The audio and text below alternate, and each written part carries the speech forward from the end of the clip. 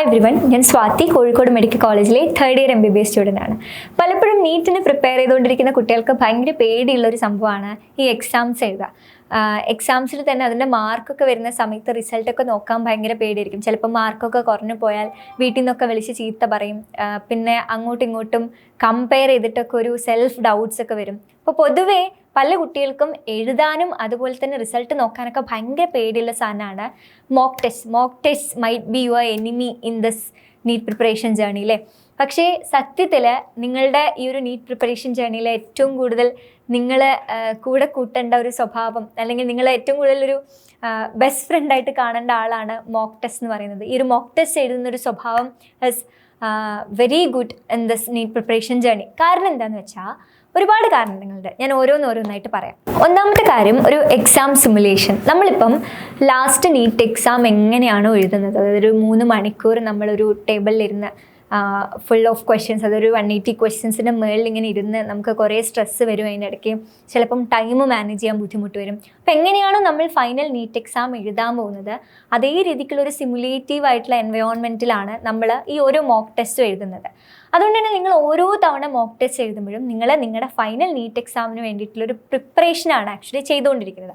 അതാണ് ഫസ്റ്റത്തെ തിങ്. രണ്ടാമത്തെ കാര്യം, ഫൈൻഡിങ് മിസ്റ്റേക്സ്. ഒരു മോക്ക് ടെസ്റ്റ് എന്ന് പറയുന്നത് actually it's not about the score, it's about the analysis. ഈ ഒരു മോക്ക് ടെസ്റ്റിലൂടെ സത്യത്തിൽ നമ്മുടെ നോളജ് അളക്കാണ് നമ്മൾ ചെയ്യുന്നത്, അല്ലെങ്കിൽ നമ്മുടെ വീക്ക് ആയിട്ടുള്ള ഏരിയാസ് ഏതൊക്കെയാണെന്ന് മനസ്സിലാക്കാണ് നമ്മൾ ആക്ച്വലി ചെയ്യുന്നത്. അങ്ങനെയാണ് ചെയ്യേണ്ടത്. പക്ഷെ പലരും ചെയ്തുകൊണ്ടിരിക്കുന്നത് മോക്ക് ടെസ്റ്റ് എഴുതാൻ പേടിച്ചിട്ട് ചിലതൊക്കെ സ്കിപ്പ് ചെയ്യും, ചിലതൊക്കെ മാർക്ക് കുറഞ്ഞു എന്ന് പറഞ്ഞ് സങ്കടപ്പെട്ടിരിക്കും.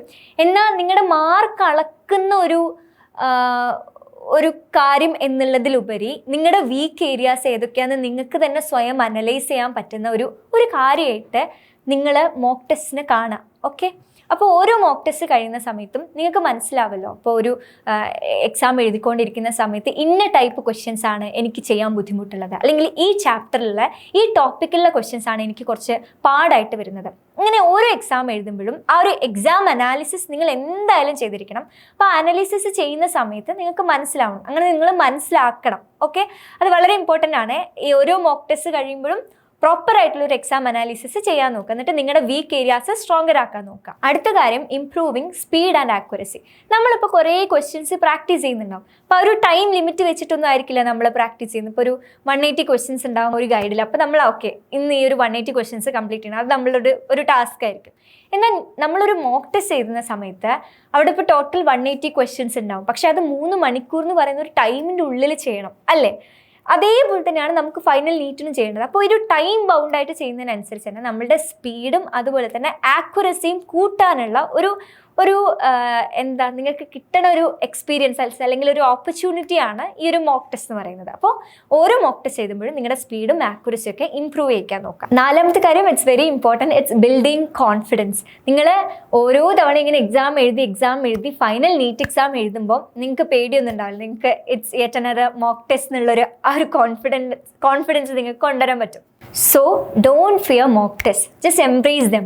ആക്ച്വലി മോക്ക് ടെസ്റ്റ് എന്ന് പറയുന്നത് ഒരു കണ്ണാടി പോലെയാണ്. ഞാൻ ഇത്ര നേരം പറഞ്ഞതൊക്കെ വെച്ച് നിങ്ങൾക്ക് മനസ്സിലായിട്ടുണ്ടാവും നമ്മുടെ ഇപ്പോഴത്തെ ഒരു ലെവൽ എന്താണ്, അല്ലെങ്കിൽ നമ്മുടെ വീക്ക് ഏരിയാസ് എന്തൊക്കെയാണ്, നമ്മുടെ സ്ട്രോങ്ങർ ഏരിയാസ് എന്തൊക്കെയാണ്, അതൊക്കെ പ്രോപ്പറായിട്ട് റിഫ്ലക്റ്റ് ചെയ്യുന്നൊരു കണ്ണാടിയാണ്. നമ്മൾ പറയില്ലേ, ചെങ്ങാതി നന്നായാൽ കണ്ണാടി വേണ്ടാന്നൊക്കെ.